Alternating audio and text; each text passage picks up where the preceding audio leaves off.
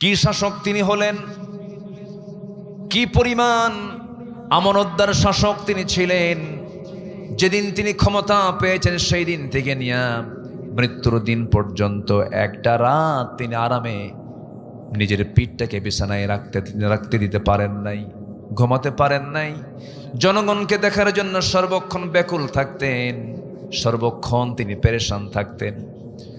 প্রথম খলিফার খেলাফত আমল, প্রথম খলিফার আমলে প্রথম খলিফা সাইয়্যিদনা আবু বকর সিদ্দিক রাদিয়াল্লাহু তাআলা আনহু তিনি খেলাফতের দায়িত্ব গ্রহণ করেছেন।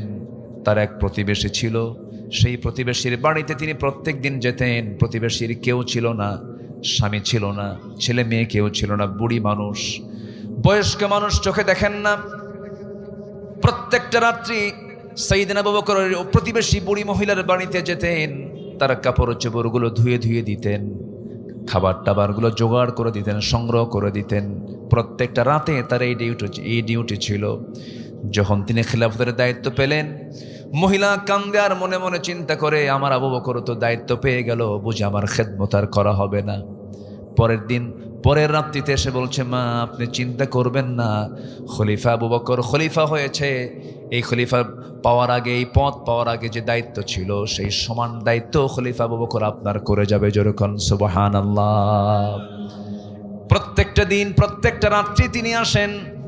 শেষ রাত্রি তিনি এসে ওই মহিলার খেদমত করে যান, সব কাজগুলো জোগাড় করে যান। সাইয়েদনা ওমর ফারুক রাদিয়াল্লাহু আনহু মনে মনে চিন্তা করলেন, এ তো আমার প্রতিবেশী, খলিফা আবু বকর খলিফা হয়ে গেছেন, এখন তো এই মহিলার দেখার দায়িত্ব আমার, আমি দেখব।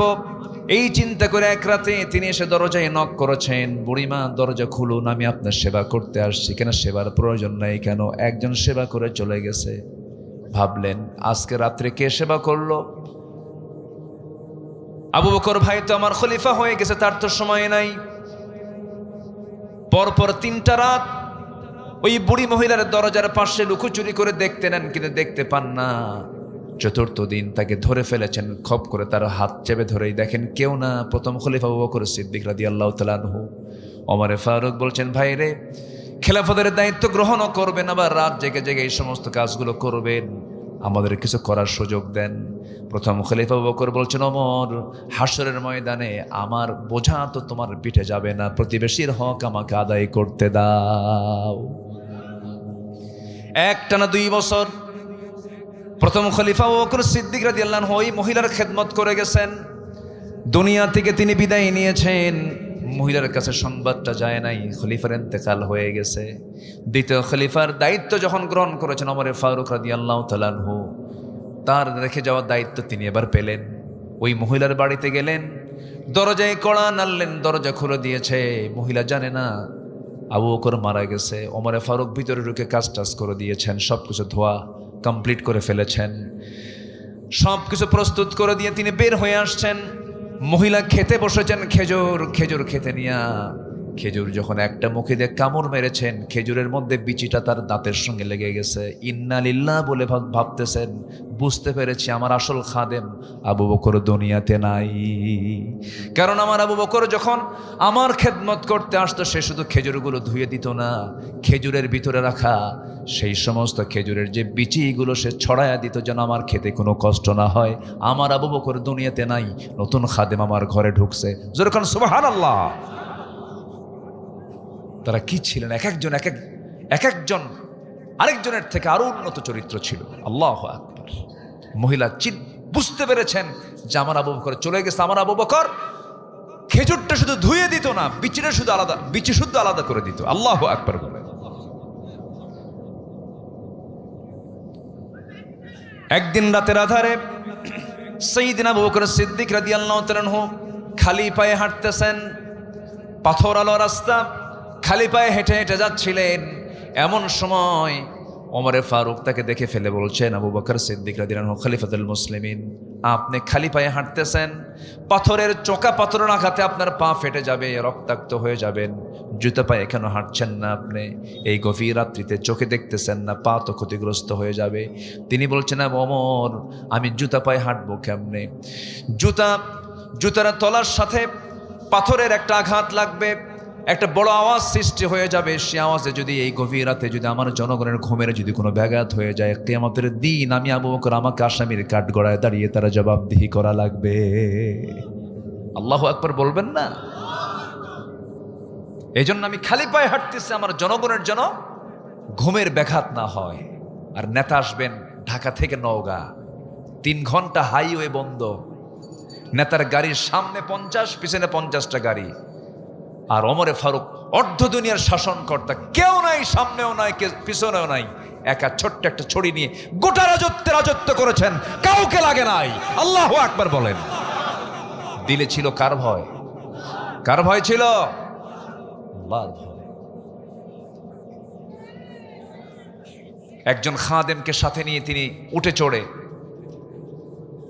বের হয়েছেন, চলে গেছেন তিনি জেরুজালেমের উদ্দেশ্যে। তো সেই সময় একবার ওই খাদেম রশি টেনে তাকে নিয়ে যাচ্ছে। কিছুক্ষণ পর ওমরে ফারুক বলছেন, এই খাদেম, তুমি তোমার রশি ছাড়ো, আমি উঠ থেকে নামলাম। কেন? তুমি শুধু রশি টানবো, আমি রশি টানবো না? আমিরুল মুমিনিন, আপনি কি বলেন? এটা কি সম্ভব? আমি উঠে চড়বো আর আপনি লাগাম টানবেন, এটা কি হয়? তিনি বলছেন, তুমিও আল্লাহর গোলাম, আমিও আল্লাহর গোলাম, আমাকেও চলতে হবে, তোমাকেও চলতে হবে। কিয়ামতের দিন কি জবাব দেব? একবার আমাকে টানতে দাও, তুমি একবার টানো, দুজন সমান করে যায়। আল্লাহু আকবার বলা যাবে না ভাই? গন্তব্যে পৌঁছে গেছেন। যে রাষ্ট্রের মেহমান হয়ে গেছেন তারা তাকে অভিবাদন জানাচ্ছে। ওই সময় আল্লাহর কি কাম, উটের পিঠে যে চড়ে আছে ওটাই হলো খাদেম, আর লাগাম যে ধরে আছে ওটা হচ্ছে ওমর। আর সবাই সেলুট জানাচ্ছে, সবাই ওয়েলকাম জানাচ্ছে হলো ওই খাদেমকে। খাদেমকে আমি না, ও যে ওমর, ও যে রশি ধরে আছে। সুবহানাল্লাহ বলবেন না? কি ছিল তাদের সোনালী জীবন। রাষ্ট্রের পক্ষ থেকে মধু পেয়েছেন। কি পেয়েছেন বলেন তো? মধু। 1 বোতল মধু। 1 বোতল মধু নিয়ে বাড়িতে চলে আসলেন। বউটাকে ডাক দিয়ে বলছেন, বউ আমার, জান্নাতের খাবার, জান্নাতের শরাব, জান্নাতের খাবার, এই মধু তোমার জন্য নিয়ে আসছে রাষ্ট্রের পক্ষ থেকে। একা নিতে পারবো না, 5টা ভাগ করতে হবে, প্রতিবেশী সহ খেতে হবে।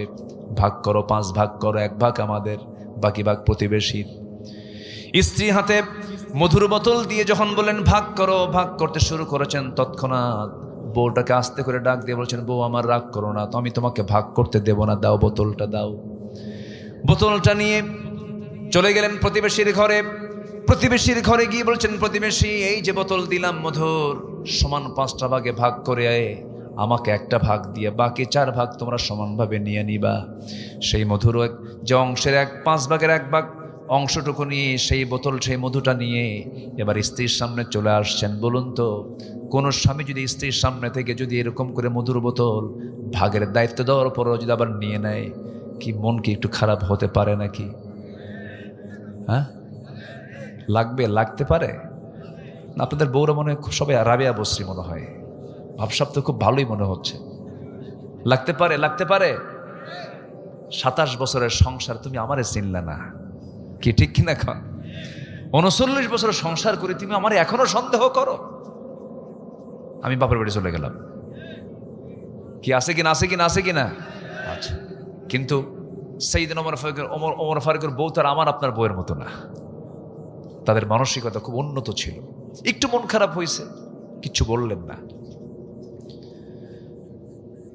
চুপচাপ ছিলেন। ওমর ফারুক রাদিয়াল্লাহু তাআলা আনহু আস্তে করে চলে আসলেন। এসে বলছেন, আমার স্ত্রী, মন খারাপ করো না, আমি তোমাকে দারুণ মোহাব্বত করি, তোমাকে সম্মান করি। আমি রাষ্ট্র চালাই, তুমি আমার পরিবার চালাও।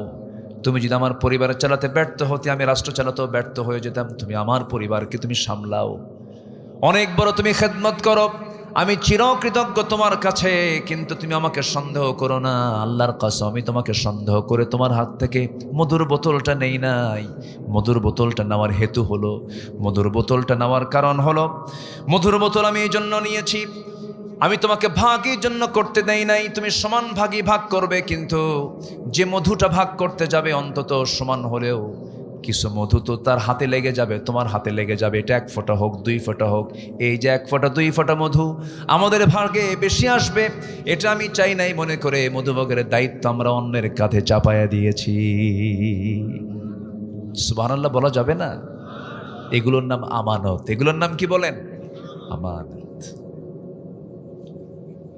ওমর ফারুক রাদিয়াল্লাহু তাআলা আনহু কোন এক রাতের আধারে সাইয়েদনা আলীকে সাথে নিয়ে প্রত্যন্ত অঞ্চলে চলে গেলেন।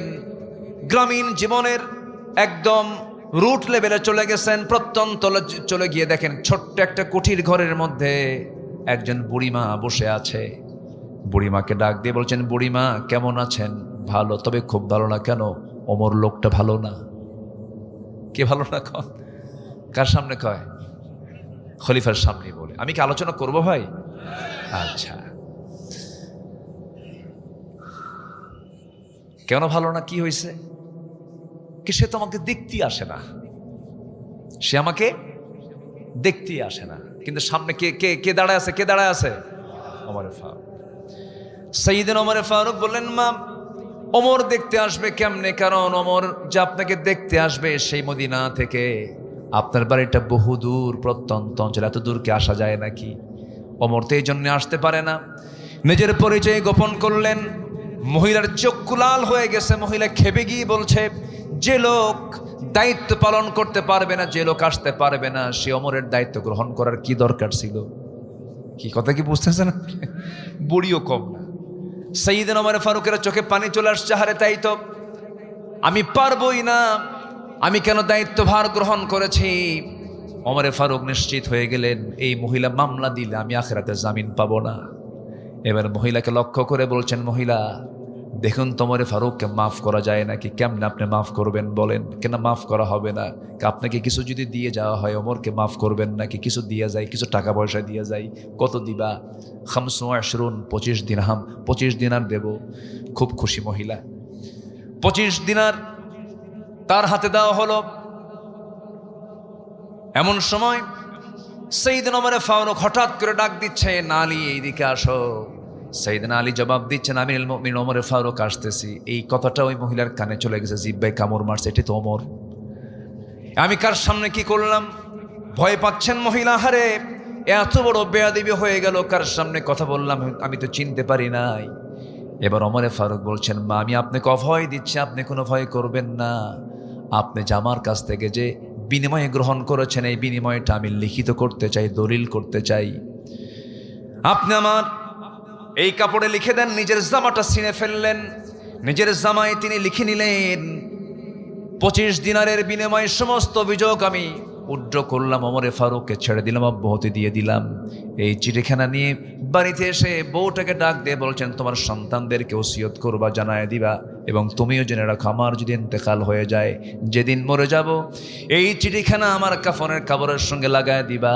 কিয়ামতের দিন হাসরের ময়দানে আমি আল্লাহকে সামনে দাঁড় করায়া, আমি আল্লাহর সামনে দাঁড় হয়ে আমি আল্লাহকে বলবো, আল্লাহ এই যে চিঠি, জনগণ আমার বিরুদ্ধে কোনো অভিযোগ দেয় নাই, আল্লাহ তুমি আমাকে আজকে মাফ করে দাও। যেরকম সুবহানাল্লাহ। রাষ্ট্র ক্ষমতা হলো আমানত। রাষ্ট্র ক্ষমতা কি বলেন? আমানত। এত আস্তে আস্তে বলতেন কথা, একবার বললে রাসূল শুনতেন না। ওমর তুমি কি বললা আবার বলো, মানে এত আস্তে বলতেন যেন রাসূল যেন আবার যেন মন খারাপ না করেন, এত আস্তে আস্তে বলতেন। আমার নবী আবার শুনতে হতো, ওমর তুমি একটু জোরে বলো, ভয় পাচ্ছ কেন? আবার বলো। হুজুর জোরে বলতে ভয় পাই, না জানি কখন আয়াত নাজিল হয়। আমার বন্ধুগণ, সেই সাইয়েদনা ওমর ফারুক রাদিয়াল্লাহু আনহু এত বড় পছন্দের বান্দা আল্লাহর ছিলেন। এই লোকটাও মাঝে মাঝে হতাশ হয়ে যেতেন। একদিন কাঁদতে কাঁদতে এক সাহাবীর কাছে চলে গেলেন, যে সাহাবীর কাছে আমার রাসূল মুনাফিকদের তালিকা রেখে দিয়েছেন। তার কাছে গিয়ে বলছে, ভাই হুযায়ফা শোনো, একটা কথা বলবো, তুমি আমাকে একটু উপকার করবে। কি উপকার? দেখো তো রাসূল যে মুনাফিকদের তালিকা তোমার হাতে দিয়েছেন, দেখো তো ওই তালিকার ভিতরে আমি ওমর, আমার নামটা আছে নাকি? আল্লাহু আকবার। নিজেকে নিয়ে কত পেরেশান ছিলেন তারা, নিজেকে নিয়ে তারা কত অস্থির ছিলেন, আল্লাহর নৈকট্য হাসিলের জন্য কত চেষ্টা করেছেন। আমার বন্ধুগণ, আমার আপনার জীবনের টার্গেট হলো আল্লাহর জান্নাত আমরা লাভ করতে চাই। জান্নাতটা পেতে চাই, এই জন্য 15টা গুণ অর্জন করব আমরা। নাম্বার 1 হলো সত্যবাদী হব, নাম্বার 2 হলো আমানতদার হব, আমানতের খেয়ানত কখনো করব না। বোনের সম্পত্তি বোন পাবে, কোনো কথা নাই, বোনকে ডাক দিয়ে বলবো, বোন সম্পদটা নিয়ে যা, তোর সম্পত্তি বুঝে নে। কিন্তু নওগাঁ জেলায় মনে হয় না এমন, যুগের পর যুগ চলে যায়, ভাই বোনকে সম্পদ বুঝায় দেয় না, এমন ভাই তো বুঝি নওগাঁ জেলায় নাই। আসতে বলবেন না, আছে না নাই? আছে আছে আছে আছে। এটা হওয়া যাবে না, সম্পূর্ণ আমানতের খেয়ানত হয়ে যাবে। কোরআনকে প্রশ্ন করুন, কোরআন বলে দাও তো তোমার কালামে সম্পত্তি বন্টনের ক্ষেত্রে ছেলেকে আগে দেওয়ার কথা আসছে না মেয়েকে আগে দেওয়ার কথা আসছে? ভাই আগে পাবে না বোন আগে পাবে? কোরআন আগে বলে দিচ্ছে লিযযাকারি মিসলু হাযযিল উনসাইন। আগে মেয়েকে বুঝায় দাও। আগে কাকে বুঝায় দাও? বোনকে বুঝায় দাও। আর সেই বোন ধানের জমিকে আগে পায় না পরে পায়? আগে এক যুগ খায় ভাই, মানে এত ফকির। এরকম ফকির মার্কা ভাই আছে না নাই? এ আছে না নাই? আমি কি দোয়া করে দেব? আলোচনা চলুক। এই সময় যদি কেউ ওঠে তাহলে ওই লোকটাই ভাববো ওই লোকটাই বোনকে সম্পত্তি দেয় নাই। বসেন। হ্যাঁ, 12টা আছে এখনো 15টা গুণের কেবল 3 নাম্বার চলে। হ্যাঁ না, 3 নাম্বার 2 নাম্বার চলে, এখনো 13টা আছে। দেখেন এখানে উনি গুণে রাখছে, কিন্তু আল্লাহ তুমি আমার এই ভাইয়ের মতো সব শ্রোতাকে বানায় দাও। জোরে বলি আমিন। শ্রোতা তো এমন শ্রোতা হওয়া উচিত যে শ্রোতা আলোচকের মুখ থেকে আলোচনা কেড়ে নেবে। এটা হচ্ছে শ্রোতার পরিচয়। বসেন সম্মানিত ভাইয়েরা, তাহলে বোনকে সম্পত্তি বুঝায় দেওয়ার দায়িত্ব প্রত্যেক ভাইয়ের আছে না নাই বলেন তো? আছে। দেয় তো না, আবার টেকনিক করে। কি টেকনিক করে জানেন? টাঙ্গাইলের চমচম, বগুড়ার দই, নাটোরের কাঁচাগোল্লা, যশোরের খই, নওগাঁর কি, নওগাঁর আম, আর ময়মনসিংহের কাঁঠাল, সব এক জায়গায় জড়ো করে শীতের ভিতরে মাঝে মাঝে দাওয়াত দেয়।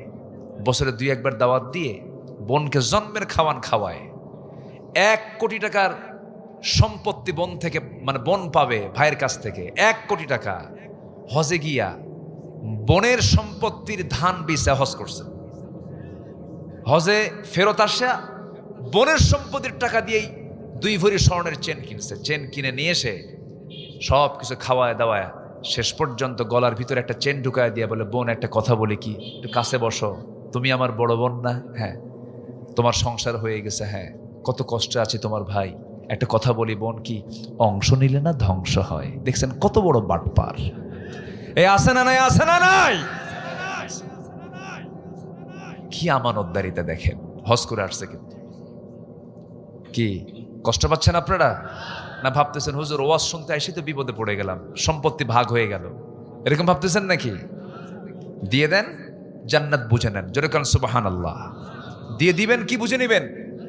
জান্নাত বুঝে নেবেন। সর্বনিম্ন জান্নাত হবে 10টা পৃথিবীর মতো একটা জান্নাত।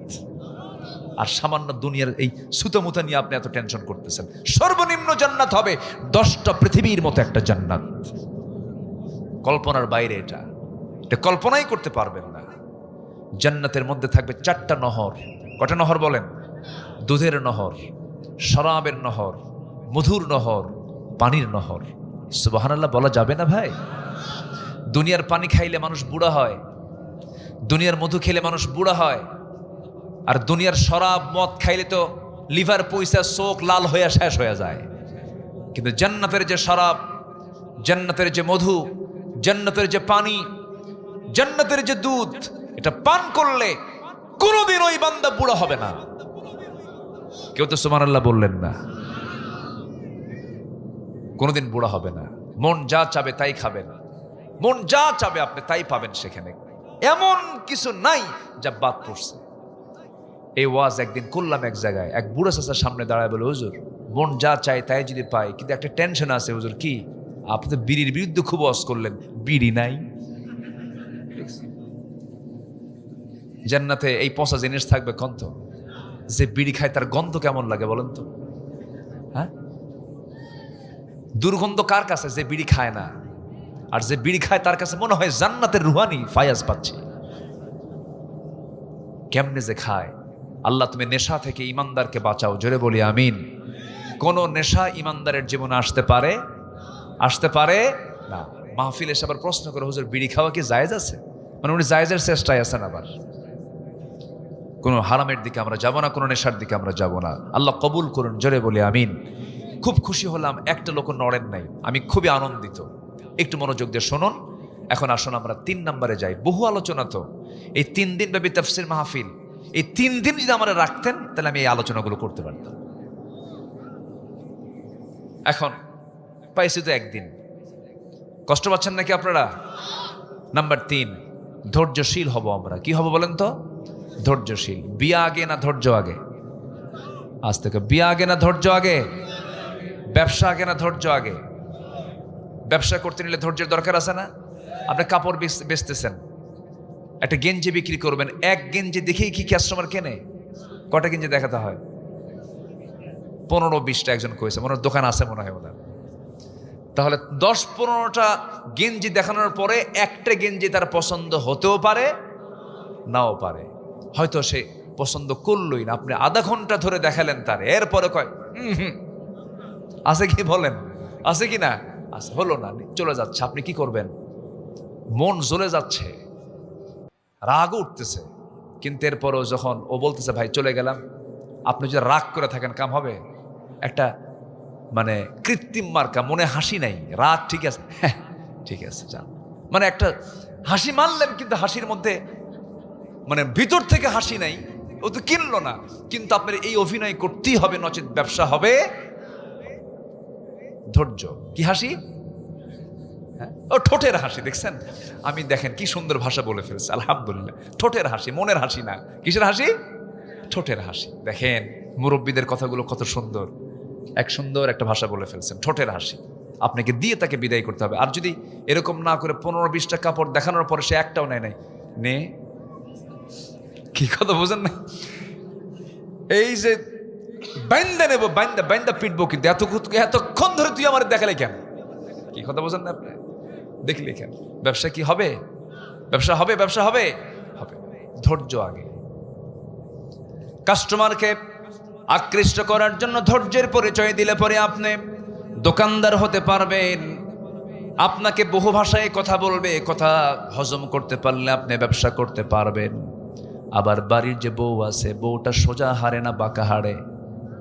আজ থেকে সোজা হারে না বাঁকা হারে? আল্লাহ পাক পুরুষকে করেছেন সোজা হাড়, মেয়েদেরকে করেছেন বাঁকা হাড়। মেয়েরা একটু বাঁকা প্রবণ হয়, আল্লাহ পাক তাদেরকে বাঁকা করে সৃষ্টি করেছেন। আল্লাহ পাক যে ভালো জানেন তিনি এটা কোন রহস্যে রেখেছেন। মেয়েরা তো অনেক ভালো হয়, তারা অনেক ভালো মানুষ। আপনি তাদেরকে যত প্রশংসা করবেন তারা তত খুশি হয়। আর পুরুষকে যত প্রশংসা করবেন, পুরুষ বলবে মতলব কি, এত প্রশংসা করে কেন? কথা বোঝেন নাই? আল্লাহকে একটা জাতকে এক এক রকম করেছেন। এখন বিয়ে করলেন, ধৈর্য নাই, বউ টিকবে না। এখন প্রশ্ন করবো আমি, বলুন তো বিয়ে আগে না ধৈর্য আগে? বিয়ে আগে না ধৈর্য আগে? ধৈর্য আগে। সেই দিন একজন মহিলা ফোন দিয়ে আমাকে বলে, হুজুর আমার স্বামী সকালেও তালাক দেয়, বিকেলেও তালাক দেয়, আমি কি আসি না নাই? কি কথা কি বুঝতেছেন? তালাক মানে সকালেও দেয়, বিকেলে। তালাক কি আর এত দেওয়া লাগে? প্রত্যেক দিন তালাক দেয়, প্রত্যেক দিন। কিছু হলেই তালাক মানে। এরকম জাতীয় কিছু পুরুষ আছেই, কিন্তু এই আছে না নাই বলেন তো? আছে না নাই? কিছু হলেই তালাক মারে। এই জাতীয় চরিত্র যাদের, আমি আমার ভাষায় বলবো, বাঁশ গাছের যে ডাল, ওটা কি এলাকায় কি বলে? কঞ্চি। একদম পাকা বাঁশ, যেটা পাকা বাঁশের যে ডালটা আছে, এই ডাল, এই কঞ্চি কেটে 7-8টা এক জায়গায় করে জুত মতো পিটান দরকার। তালাক টালাক দিয়া পরে আমাদেরকে ফোন দিয়ে বলে, হুজুর রাগের ঠেলাই দিছিলাম তালাক, এমনকি শাশুড়ি শুদ্ধও তালাক দিছিলাম, কিন্তু এখন কি করবো হুজুর, উপায় তো নাই, বাচ্চা কাচ্চা আছে, একটু ব্যবস্থা করে, একটু হালাল করে দেওয়া যায় কি? হুজুর কি হালাল করে দেওয়ার মালিক? আশ্চর্য কথা। বিকুব এগুলো সব। অসংখ্য পরিবার আছে স্বামী স্ত্রী পরিচয় লালন করে সংসার করছে, তালাক কোন দিন হয়ে গেছে, রীতিমতো জেনা হচ্ছে, জেনা হচ্ছে, জেনা হচ্ছে। আছে না নাই? এগুলো করা যাবে না। এগুলো হারাম।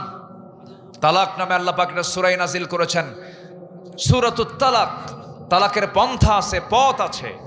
3 তুহুরে তালাক দিতে হবে, সালিশ ডাকতে হবে, বসতে হবে। ওয়াহজুরুহুন্না ফিল মাদাজি'i, বিছানা পৃথক করে দিতে হবে। বহু পর্ব, সব পর্ববাদ 100 তালাক। ওরে পিটান দরকার না। এখন বলেন বিয়ে আগে না ধৈর্য আগে? বলেন বিয়ে আগে না ধৈর্য আগে? আচ্ছা বলেন তো এই কথাগুলো বলা কি শুধু জরুরি না মহা জরুরি? এই কথাগুলো কি বলার দরকার আছে? আদম হাওয়াকে নিয়ে দুনিয়ায় যাও, নেমে পড়লেন দুনিয়াতে। জান্নাতের খাবার খেয়েছেন আমার আব্বা আম্মা, আমরাও জান্নাতে গিয়ে জান্নাতের খাবার খাবো। কেউ তো ইনশাল্লাহ কন না? আরে জোরে কয় না ইনশাল্লাহ? জান্নাতে যাবেন না আপনারা? আমাদের বাপের ভিটা কোথায়? অনেকে চিন্তা করছে যে বামন হাট নাকি, বামন ছাতা। মহাদেবপুর বাপের ভিটা না, বাপের ভিটা জান্নাত। মনে থাকবে সবার? সবার কি মনে থাকবে? যেখানেই যা করি না কেন আমাকে জান্নাত নিতেই হবে, আমাকে জান্নাত নিতেই হবে, আমাকে জান্নাত নিতেই হবে। এটা হলো টার্গেট, এটা হলো প্ল্যান। জান্নাত থেকে দুনিয়াতে চলে আসলেন, কেউ নাই দুনিয়াতে, কেউ নাই। মাত্র কয়জন মানুষ? দুজন দু প্রান্তে পড়লেন। ধৈর্যের পিরামিড হয়ে আল্লাহর দরবারে দোয়া করলেন, যে দোয়াটা আল্লাহ রাব্বুল আলামিন আমাদেরকেও শিখায়া দিয়েছেন, কোরআনে আসছে। সবাই আমার সঙ্গে ঠোঁট মিলিয়ে বলুন, রব্বানা যালামনা আনফুসানা ওয়া ইল্লাম তাগফির লানা ওয়া তারহামনা লানাকুনান্না মিনাল খাসিরিন। আল্লাহ জুলুম করেছে নফসের উপরে, মাফ করে দাও। মাফ না করলে আমরা তো ক্ষতিগ্রস্ত হয়ে যাব। দোয়া করেছেন ইব্রাহিম আলাইহিস সালাতু ওয়াস সালাম, তাকে মেরে ফেলার জন্য কোথায় ফেলেছিল বলেন? বলেন বলেন কোথায় কোথায় কোথায়? রাষ্ট্রীয় সন্ত্রাসী কায়দায়, রাষ্ট্রযন্ত্র কর্তৃক আমার বাপ ইব্রাহিম আলাইহিস সালামকে আগুনে নিক্ষেপ করেছিল। কিন্তু তিনি কারো কাছে আশ্রয় চাইলেন না, তিনি আশ্রয় চাইলেন কার কাছে? আসতে বলবেন না, কার কাছে? অত বড় বিপদ থেকে বাঁচায়া দিয়েছেন তিনি, যিনি আমার কে? আমার রব কে? আল্লাহ। আল্লাহই বাঁচাবেন আমাকে আপনাকে, আল্লাহ আমাকে আপনাকে রক্ষা করবেন। কত মুরব্বীদের মুখ থেকে শুনেছি, না মরা পর্যন্ত দেশ আর ঠিক হবে না, না মরা পর্যন্ত। কিন্তু আল্লাহ বলেন, না রে না, বেঁচে রাখবো, কিন্তু দেশে নয়, দিল্লিতে। ঠিক কিনা? দিল্লিতে। 2018 সাল হঠাৎ করে আমার বাড়ি ঘেরাও করে পুলিশ আমাকে তুলে নিয়ে থানায় চলে আসলো। নির্বাচনের আগ দিয়ে 2018 সালে থানায় নিয়ে এসে ওসি মহোদয় বলতেছে, হুজুর একটু মাফ করে দিয়ে না আমারে। বললাম, ধরে আনলেন আবার মাফ চান কেন? তো বলতেছে, হুজুর উপায় নাই, উপর থেকে চাপ, আমার চাকরি চলে যাবে, তাছাড়া একটু জেল খেটে আসে, নির্বাচন হয়ে গেলে আবার বের হয়ে আসবেন, যান বলতেছে আমাকে। তো বললাম যে তাহলে এখন কি মামলা দিবেন? হুজুর কি করবো, উপায় তো নাই, আপনাকে জেলে যেতেই হবে। হুজুর বদদোয়া যেন দিয়েন না, একটু দোয়া করেন। বারবার আমাকে বলতেছে। দেখেন আমার বাচ্চা কাচ্চা আছে, তো চাকরি বাঁচান তো ফরজ। বললাম, ইমান বাঁচান তো নফল। কি বলবো আর? ধরে নিয়ে চলে গেল জেলখানায়, তারাক দিয়ে কোর্টে তুললো। জজ সাহেব আমার দিকে তাকায় জিব্বায় কামড় মেরে কয়, এই লোকটারে ধরে আনলো কারা? মামলার ধারা দেখে জিব্বায় কামড় মেরে বলে, এই ধারায় যদি জামিন দিয়ে আমার চাকরি নাই।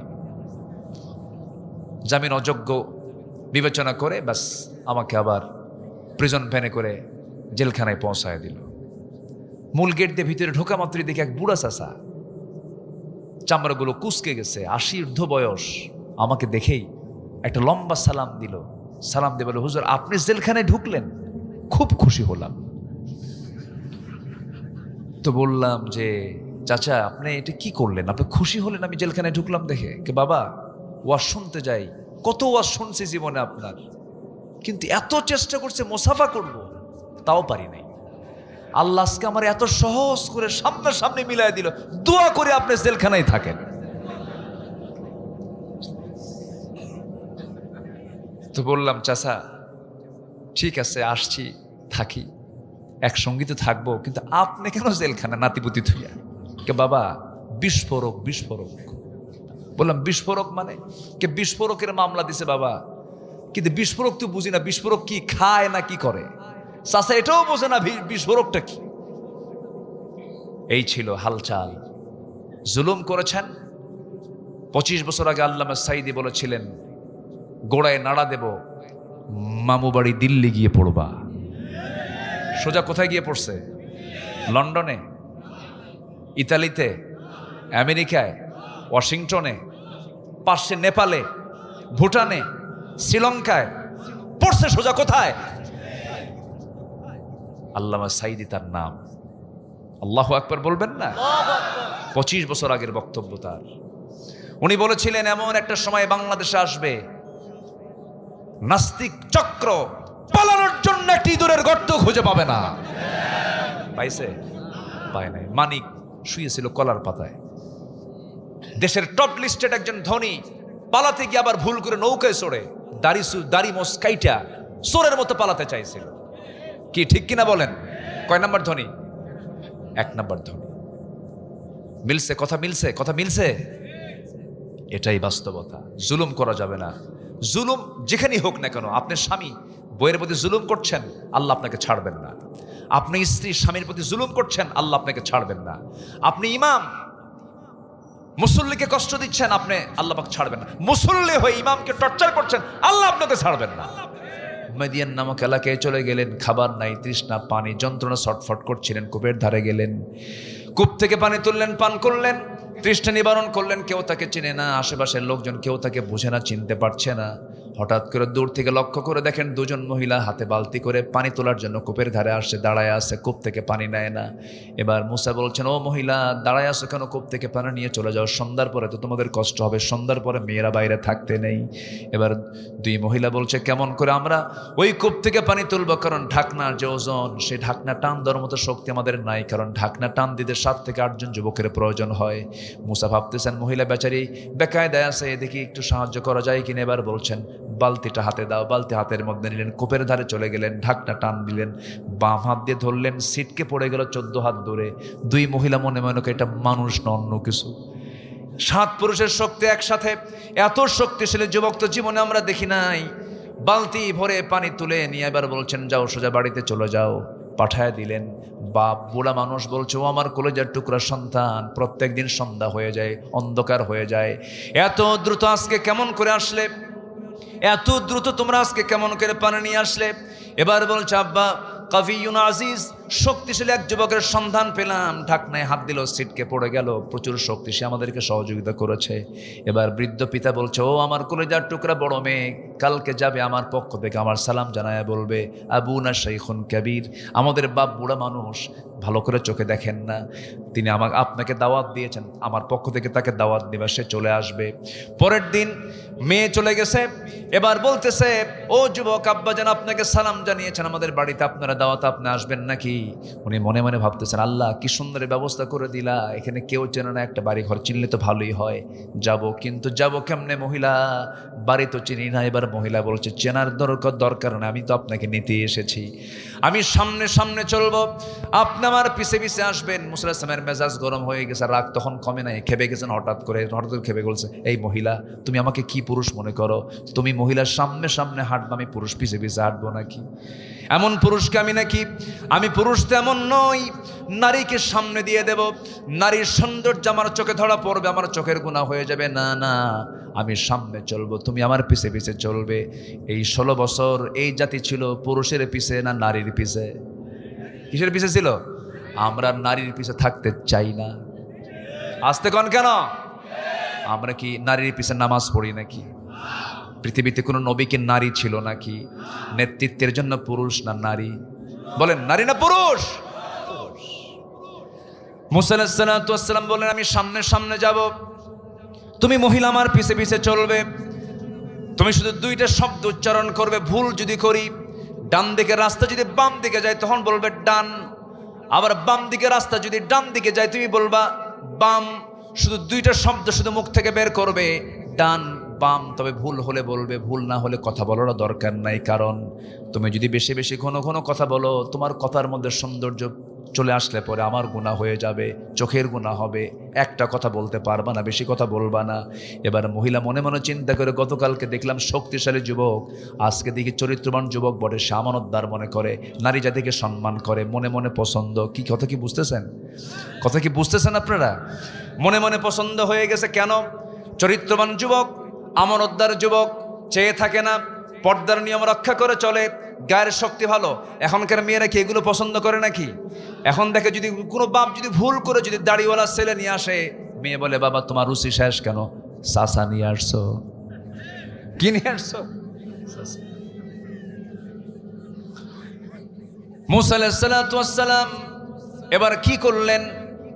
সোজা চলে গেছেন, মুরব্বীকে দেখে, বৃদ্ধ লোকটাকে দেখে সালাম বিনিময় করলেন, মুসাফা করলেন, মুআনাকা করলেন। হঠাৎ করেই বৃদ্ধ লোকটার মুখ থেকে বের হয়ে আসতেছে, হে যুবক, তোমার নাম তো মূসা। উনি অবাক হয়ে গেলেন, আমাকে চিনল কেমনে? এত দূরের মানুষ, চেনার তো কথা নয়, জানার তো কথা নয়, আমাকে চিনল কেমনে, জানলো কেমনে? এবার বলছেন, ও বৃদ্ধ চাচা, আপনি আমাকে চিনলেন কেমনে? আমি তো ভয় পাচ্ছি। কেন? উনি বলতেছেন, আমি তো ভয় পাচ্ছি, আপনি আমাকে চিনলেন কেমনে? এবার বলছে, শোনো ও মূসা, শুধু তোমার নাম জানি না, তোমার কামও জানি। কেন? থাপ্পড় মারছো, মানুষ মরছে, এরপরে আসছো। উনি থরথর করে কাঁপতেছেন আর মনে মনে চিন্তা করছেন, বুঝি এটা ফেরাউনের লোক হলো কিনা, ধরা পড়ে যায় নাকি। এবার বলছেন, শোনো মূসা, কি চিন্তা করো? কোনো চিন্তা করার দরকার নাই, তুমি নিরাপদ জায়গায় এসেছো।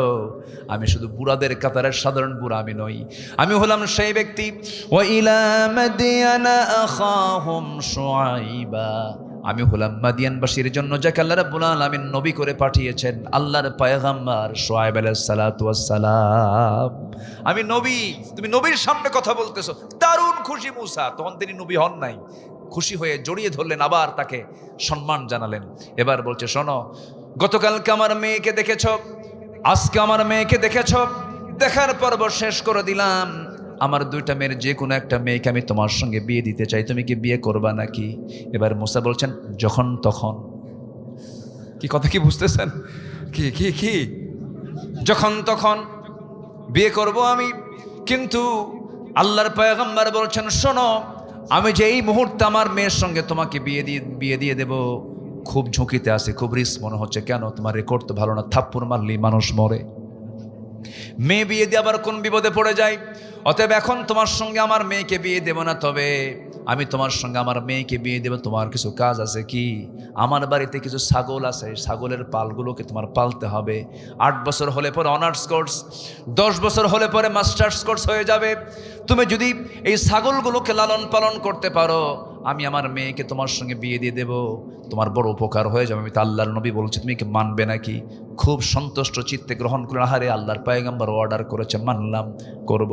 আচ্ছা বলুন তো, পৃথিবীতে সবচাইতে শান্ত ভদ্র একটা শান্ত জাতির একটা প্রাণী আছে, তার নাম হলো ছাগল। শান্ত না? শান্ত।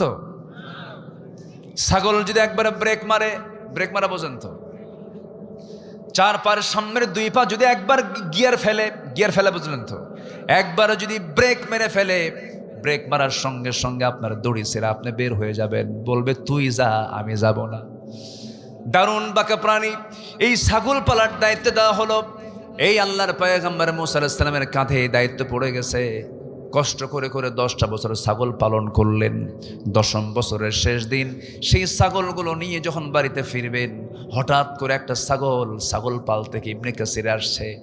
একদিকে মাল্লা দৌড়, সেই দৌড় মারা ছাগলের দিকে আল্লাহর নবীও মারছেন দৌড়।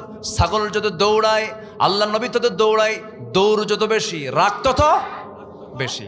রাখতে রাখতে রাখতে রাখতে চূড়ান্ত লেভেলে চলে গেছে। ছাগল থেমে গেছে, ছাগল আর পারল না। ছাগল থেমে থরথর করে কাঁপতেছে। এবার রাগে গোস্বায় ফেটে পড়ে 2 হাত দিয়ে 2 পা শক্ত করে ধরেই শূন্যের উপরে খাড়া করেছেন, এক আছাড় মারবেন। কিন্তু লক্ষ্য করে দেখেন, ছাগলটার চোখ মুখে দারুণ ভয়, চরম কাঁপতেছে। শরীরের লোমকূপ থেকে টপ টপ করে ঘাম ঝরতেছে। দেখলেন ছাগলটা তো ছাগলে, ওকে মেরে লাভটা কি, ও তো বোঝেই না ওকে মেরে লাভটা কি। আস্তে করে তার মধ্যে একটু ধৈর্য চলে আসলো, সান্ত্বনা চলে আসলো। দুই পা ছেড়ে দিয়া ছাগলটাকে কোলের মধ্যে নিয়ে আদর করলেন, মোহাব্বত করলেন, দয়া পরবশ হলেন, তার প্রতি রহম দিল হলেন। আল্লাহ বললেন, মুসা রাগ কমে গেছে, নবুয়ত দিয়ে দিলাম। যেরকম সুবহানাল্লাহ। তাহলে নবুয়ত পেতে হলেও কি লাগে? আস্তে করে কি লাগে, কি লাগে, কি লাগে, কি লাগে? ধৈর্য লাগে। আসেন দোয়া করি। আলোচনা শুনবেন আপনারা? একদম জাস্ট 12টা বাজে, একদম 12টা কাটায় কাটায়, না 12টা। আরেকটু চালাই। আগ্রহ আছে আপনাদের? আগ্রহ আছে? আল্লাহ কবুল করুন, জোরে বলি আমিন। নাম্বার 4 হলো, আসেন একটু শর্ট করে বলি। হ্যাঁ, নাম্বার 4 হলো তাওয়াক্কুল করা, অর্থাৎ ভরসা রাখা, বিশ্বাস রাখা, আস্থা রাখা পৃথিবীর কারো উপরে নয়, একমাত্র কার উপরে বলেন? আল্লাহর উপরে। ওয়ামান ইয়াতাওয়াক্কাল আলাল্লাহ ফাহুয়া হাসবুহ। যে ব্যক্তি আল্লাহর প্রতি বিশ্বাস রাখবে তার জন্য আল্লাহ যথেষ্ট, আল্লাহ তাকে হেফাজত করবেন। নাম্বার 5 হলো ইখলাস, একনিষ্ঠতা রাখা। ওয়ামা উমিরু ইল্লা লিয়াবুদুল্লাহা মুখলিসিনা লাহুদ্দিন। নাম্বার 6 হলো আদালত, ন্যায় বিচার কায়েম করা। ইয়া আইয়ুহাল্লাযীনা আমানু কুনু কাওয়ামিনা লিল্লাহি শুহাদাআ বিল কিসত। নাম্বার 7 হলো তওবা করা, ক্ষমা প্রার্থনা করা। তওবা করবে বান্দা, মাফ করবেন কে? আসতে বলবেন না, মাফ করবেন কে? ক্ষমা চাইবে বান্দা, ক্ষমা করবেন কে?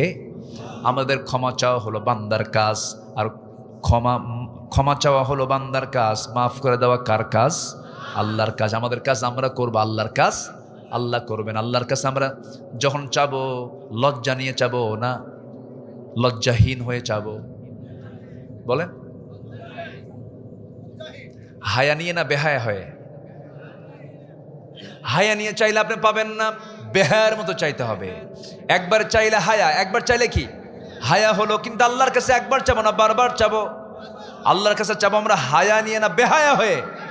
আল্লাহ দাও, দাও আল্লাহ, দাও আল্লাহ। হায়া না বেহায়া?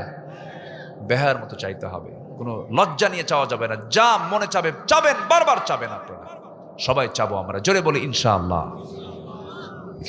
নাম্বার 8 হলো আল্লাহ তাআলা বান্দার পছন্দনীয় কিছু গুণ দেখতে চান।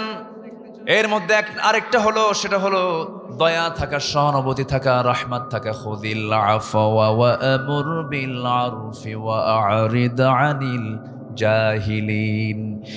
নাম্বার 9 হলো তাওয়াদু, নম্রতা। আল্লাহর যারা বান্দা হবে উগ্র হবে না, অহংকারী হবে না। ওয়া ইবাদুর রাহমানিল্লাযীনা ইয়ামশুনা আলাল আরদি হাওনা ওয়া ইযা খাতাবাহুমুল জাহিলুনা ক্বালু সালামা। নাম্বার 10 হলো শুকর, শুকরিয়া আদায় করা, কৃতজ্ঞ হওয়া। লা ইন শাকারতুম লা আযীদান্নাকুম ওয়া লা ইন কাফারতুম ইন্না আযাবি লাশাদীদ। নাম্বার 11 হলো শুজাআ, সাহসী হওয়া। ইমানদাররা ভীরু হবে না, সাহসী হবে। পিছপা হবে না, সামনে যাবে। বলেন, পিছপা হবে না, সামনে যাবে। ইউকতাল আও ইয়াগলিব ফাসাউফা নুতিহি আজরান আযীমা। অনেক লম্বা লম্বা ব্যাখ্যা ছিল। নাম্বার 12 হলো নেক কাজের আদেশ দেওয়া, মন্দ কাজ থেকে বিরত রাখা। আল্লাহ রাব্বুল আলামিন বলেন, কুনতুম খায়রা উম্মাতিন উখরিজাত লিন-নাসি তা'মুরুনা বিল মা'রুফি ওয়া তানহাউনা আনিল মুনকার। নাম্বার 13 হলো বিশ্বাসযোগ্যতা অর্জন করা। والذين هم لأماناتهم وعهدهم راعون। নাম্বার 14 হলো নিষ্ঠাবান হওয়া, যে কোনো কাজে নিষ্ঠার সাথে দায়িত্ব পালন করা, অবহেলা না করা। আল্লাহ রাব্বুল আলামিন সুন্দর করে বান্দাকে বলছেন, বান্দারে আমি কেন তোমাকে দুনিয়াতে পাঠিয়েছি? আল্লাযী খালাকাল মাউতা ওয়াল হায়াতা লিয়াবলুয়াকুম আইয়ুকুম আহসানু আমালা। সর্বশেষ যে গুণটা সেটা হলো সহনশীল হওয়া। আল্লাহ তাআলা সহনশীল, আল্লাহ হালিম। আল্লাহ কি? হালিম। হালিম বলেন তো আল্লাহ কি বলেন? হালিম, সহনশীল তিনি। ক্রোধকে সংবরণ করতে হবে। রেগে গেছেন, সংবরণ করতে হবে। খেপে গেছেন, নিজেকে কন্ট্রোল করতে হবে। আল্লাহ রাব্বুল আলামিন বলেন, আল্লাহ কাকে ভালোবাসেন? ওয়াল কাযিমিনাল গায়যা ওয়াল আফিনা আনিন নাস ওয়াল্লাহু ইউহিব্বুল মুহসিনিন। যারা ক্রোধকে সংবরণ করবে, মানুষকে মাফ করে দেবে, আল্লাহ এই সমস্ত মুহসিন বান্দাদেরকে দারুণ দারুণ ভালোবাসেন। জোরে বলি সুবহানাল্লাহ। এই যে 15টা গুণ, এই 15টা চারিত্রিক গুণ যদি জাতির মধ্যে চলে আসে, এই জাতিকে পাহারা দেবার জন্য পুলিশ লাগবে না, এই জাতি পাহারা দেবার জন্য কোনো বিজিবি লাগবে না, কোনো প্রশাসন লাগবে না। এই 15টি চরিত্র কোনো বান্দার মধ্যে আসলে বান্দা নিজের জন্য নিজেই যথেষ্ট হয়ে যাবে। জোরে বলি সুবহানাল্লাহ। এই 15টা গুণ এই জাতির মধ্যে আল্লাহ তাআলা উপস্থিত করে দেন। জোরে বলি আল্লাহুম্মা আমিন। আমার মা যারা আসছেন, মাদেরকে একটু বলে দেই, আপনার বাড়িতে 3টা জিনিস নিশ্চিত করবেন। আমার মা, আপনার সন্তানের মা, ঘরে থাকেন, বাড়ির মধ্যে থাকেন, কত কাজ করেন, খুব ভালো হয়ে যাবে। সবগুলো কাজ আপনার ইবাদত বলে গণ্য হবে। 3টা জিনিস নিশ্চিত করে ফেলবেন। আমার ভাইয়েরাও জেনে রাখেন, প্রত্যেক বাড়িতে 3টা জিনিস যেন রেগুলার থাকে। নাম্বার 1 হলো ঘুম থেকে উঠেই যে কাজটা হবে, ফজরের 4 রাকাত নামাজ, এবং তারপরে যে মূল্যবান কাজ যেটা হবে সেটা হলো তেলাওয়াত। কি হবে বলেন? তেলাওয়াত। কি বলেন? কি বলেন? বলেন তেলাওয়াত। 1 নাম্বার হলো নামাজ। বাচ্চাকে আগে স্কুলে যেতে বলবো না নামাজ পড়তে বলবো? বলেন, মাদ্রাসায় যাওয়া আগে, স্কুলে যাওয়া আগে না নামাজ আগে? নামাজ। নাম্বার 2 হলো তেলাওয়াত। আল্লাহর কসম করে বলে যাচ্ছি আমার ভাইয়ের, আমি বলে দিচ্ছি, আপনি মাথায় রাখবেন, যে বাড়িতে কোরআন তেলাওয়াত নিয়মিত হবে সেই বাড়িতে শয়তান কখনো ওয়াসওয়াসা দিতে পারে না। সেই বাড়িতে বড় ধরনের কোনো রোগ আসবে না, রোগ বালাই হবে না। কোরআন তেমন একটা কিতাবের নাম, তেলাওয়াত আছে যে পরিবারে, যে দেহে, সেই দেহে রোগ আসে না। জোরে কোন সুবহানাল্লাহ। ওয়ানুনাজ্জিলু মিনাল কুরআনি মা হুয়া শিফাউ ওয়া রাহমাহ। আল্লাহ কবুল করুন। জোরে বলি আমিন। নাম্বার 3 হলো আমার মা, যে কাজটা আল্লাহ রাব্বুল আলামিন ফরজ আকারে দিয়েছেন সেটা হলো পর্দার বিধানটা নিশ্চিত করতে হবে। পর্দাটা বাড়িতে 16 আনা থাকতে হবে। বোরকা পরলেই কি পর্দা হয় নাকি? বোরকা পরলেন, চাচাতো ভাই, মামাতো ভাই, দুলা ভাই, দেবর ভাসুর দেখা করলেন, পর্দার শেষ হয়ে গেল। আচ্ছা বলেন তো, দূরের মানুষের ক্ষতি বেশি না কাছের মানুষের ক্ষতি বেশি? কাছের মানুষের বেড়া ক্ষেত খায়। কি কথা কি বুঝতেছেন? আপনার কথা বুঝতেছেন? বেড়া ক্ষেত খায়। এই জন্য কাছের মানুষ যারা, তাদের ব্যাপারে আপনারা পর্দার ব্যাপারে খুব সজাগ থাকবেন। দেবরের সঙ্গে দেখা করা যাবে না, ভাসুরের সঙ্গে দেখা করা যাবে না, খালাতো ভাই, মামাতো ভাই, খুব সাবধানে আমরা চলাফেরা করব। আল্লাহ তাআলা প্রত্যেক মা বোনদেরকে পর্দায় থাকার তৌফিক দান করুন। জোরে বলি আল্লাহুম্মা আমিন।